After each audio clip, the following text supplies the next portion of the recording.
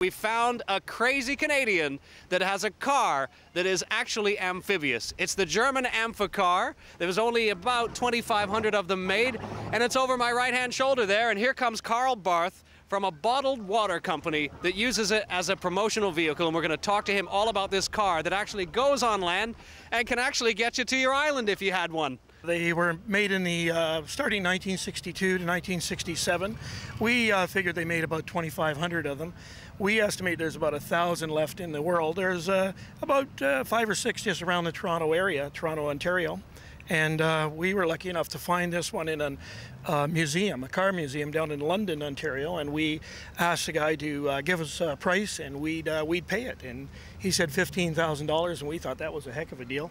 We would never sell it now. And it's a great promotional vehicle. We hear a lot of people come up to us and say, geez, I haven't seen those since I was a kid. My aunt used to have one, or I saw those over in Europe. And they're really great. They're a lot of fun. Everybody loves to go for a ride. Well, we're going to have a ride later on, but they say that there's something like 7 or 8 still in the United Kingdom, and one, if my notes will tell me, there is one for our British viewers at the Lakeland Motor Museum in South Cumbria. So the next time you're in England, Carl, you can check out the South Cumbrian Museum there. Well, we'll have to do that for sure. Now tell me, how fast will it go? We saw you just puttering around in the water. How fast will it go in the water?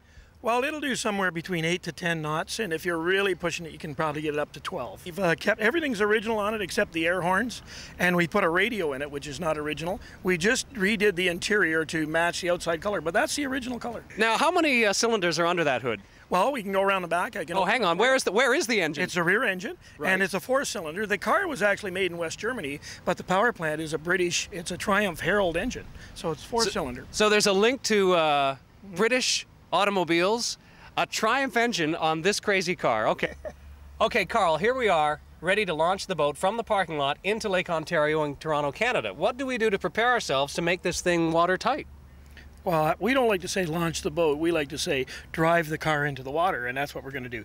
It's very simple. What we do is make sure that we have the proper safety equipment in the car. We get our life jackets in, one for every person. You don't have to wear it in Canada. It's not a regulation, but you have to have it in the vehicle with you. We have our paddles, our bilge pump, and our tow rope. Once we got all of that in the car, we secure the bonnet, the hood, the latch the trunk, and the engine compartment. And then we simply get in the car and close the door.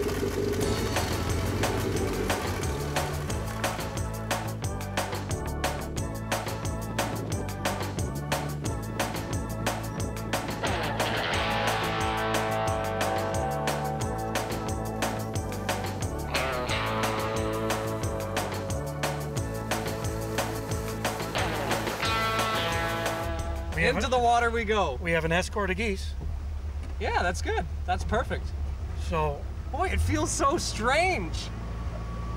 And I'm steering with the front wheels. It feels like we're actually sinking, and yet it's kind of lumbering in the water. It feels a lot different than a boat that I've been in, you know, a few sailboats in my time in motorboats. Yeah. Now, there's no centerboard or anything like that. No. So how do we get the steering and the maneuverability out of it? Well, it's really the tires are doing that. They're acting like almost a catamaran. You got 2 parts there where you got 2 tires on each side. Right. When I turn the wheels to the left, you can see the car is going to the left. And when I turn the wheels to the right, the wheels are actually cutting the angle of the water. Right. And driving the front of the car around.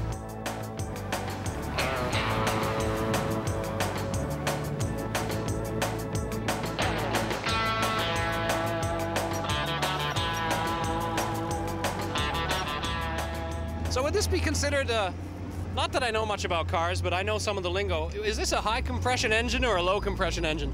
No, it's, in those days they didn't even talk about high and low compression. I think those are more racing engines. This, just a small 4-cylinder, I think it's 1200 cc Triumph Herald. So it's a basic engine. And what would be the firing order on something like this? 1, 3, 2, 4. Very good. Carl's got it all together.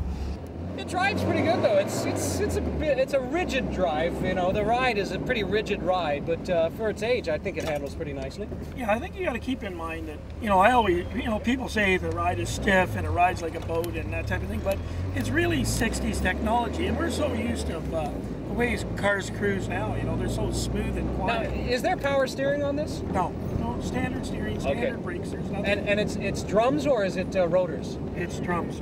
By sheer coincidence, we've been driving the amphi-car through the neighborhood here in the Beaches, and we've come across Anne, and you came running out of your house, and you said your father used to sell them. That's right, in Norway. In Norway, how many years ago? 30 years ago. And did he make a profit? Was he successful? No, he couldn't sell them.